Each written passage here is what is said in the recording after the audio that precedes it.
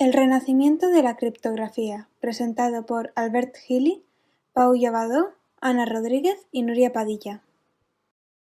La criptografía literalmente significa escritura secreta. La necesidad de ocultar secretos y de comunicarse de forma segura es una constante a lo largo de la humanidad. Por eso nace la criptografía, cuyo objetivo es conseguir técnicas de cifrado destinadas a alterar las representaciones lingüísticas de ciertos mensajes, y que solo los conocedores del cifrado sean capaces de leerlo. Para entender los avances en la criptografía durante el Renacimiento es sumamente importante entender sus precedentes. Los primeros usos de los que se tiene constancia son en el antiguo Egipcio y en Mesopotamia, 1900 años antes de Cristo.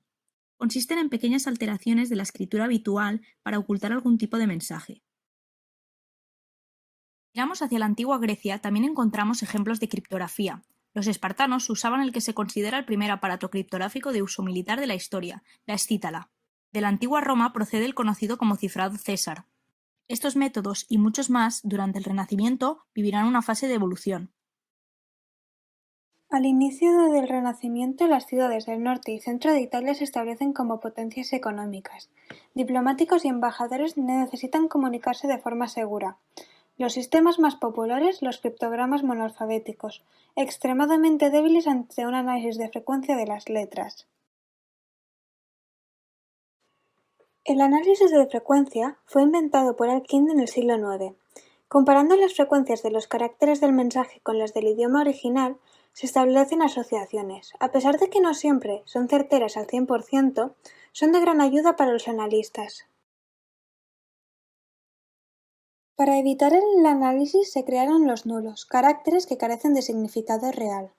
Más adelante aparecieron los homófonos, conjuntos de caracteres que comparten la misma fonética. El primer uso de homófonos del que se tiene constancia es en 1401, en la correspondencia del duque de Mantua con Simeone de Crema.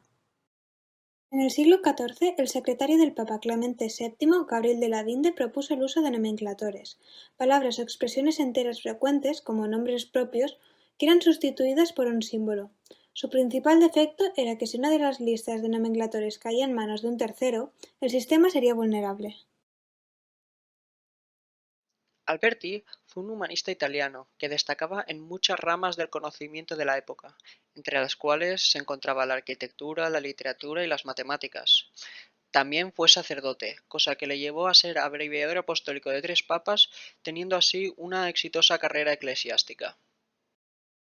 Sus obras arquitectónicas, como el Palacio Rucellai, Santa María Novella o el Palacio de Venecia, son consideradas de las mejores del Renacimiento, y también escribió importantes tratados sobre arquitectura, escultura y criptografía, describiendo en este último el cifrado de Alberti, que fue el primer método de cifrado polialfabético y revolucionó por completo la criptografía de la época. Para facilitar el cifrado se usaban los discos de Alberti, que consisten en 2 círculos concéntricos de 24 celdas, el disco exterior utilizado para el texto en claro, que contenía el abecedario latín, más los números del 1 al 4, que eran caracteres nulos, y el anillo interior móvil, que contenía las letras cifradas. Al cifrar un texto, primero se le añadían caracteres nulos y letras cifradas que indicaban cambios de abecedario, y se realizaba la correspondencia de cada letra con la de su disco opuesto, girando el disco interior al encontrar una letra cifrada y poniendo esta misma letra como la primera del disco.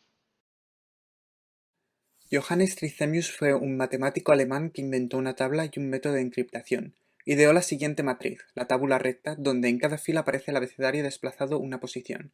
Debido a que su cifrado carecía de clave, no supuso una revolución en las prácticas de codificación, pero sí dio paso a los cifrados de Vigenère. Vigenère fue un personaje clave para el avance de la criptografía. De joven fue un diplomático para el duque de Nevers, a cargo de quien viajó a Roma y descubrió el arte, la literatura y la criptografía. Aun no ser matemático, escribió un libro trascendental para la criptografía, donde describía los cifrados polialfabéticos de Vigenère y de autollave, que combinaban los cifrados de Velaso y la tabla de Trithemius. Para encriptar un mensaje con el cifrado de Vigenère, primero escribimos nuestra clave debajo del mensaje repetida tantas veces hasta igualarlo. Para cada par de letras en vertical vamos a la tabla recta y buscamos la casilla que se encuentra en la fila de la letra del mensaje y en la columna de la letra de la clave.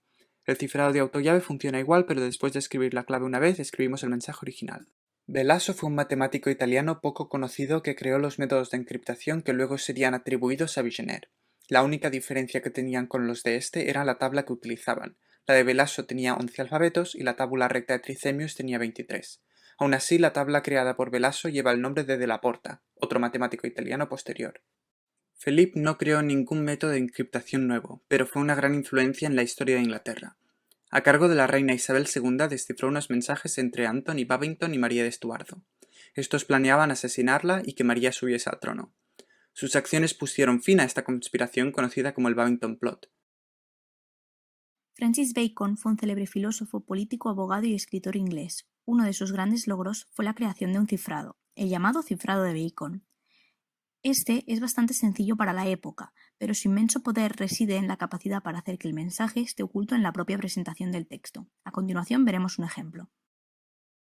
Utilizamos el cifrado de Bacon para encriptar la palabra bacon. Codificamos el mensaje sustituyendo cada letra por un grupo de 5 letras de As o de Bs. A continuación, preparamos un mensaje falso con el mismo número de letras que el mensaje codificado y utilizamos un tipo de letra para representar las As y otro para representar las Bs.